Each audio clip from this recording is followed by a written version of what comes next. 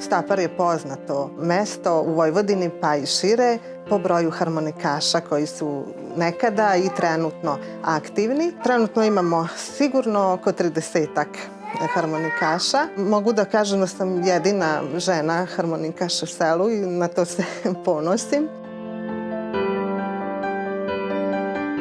Rođena sam u muzičkoj porodici. Moj otac Srboslav je istaknuti umetnik, izvođač na ovom instrumentu i sarađujući sa njim upoznala sam taj instrument, a kasnije sam imala tu čast da sa njim sviram. On je uglavnom svirao prvu harmoniku, a ja sam pratila drugu harmoniku i to je rezultiralo brojnim radijskim i televizijskim snimanjima na nacionalnoj frekvenciji, a moje neko solističko izvođenje je bilo zabeleženo i na državnim televizijama u inostranstvu.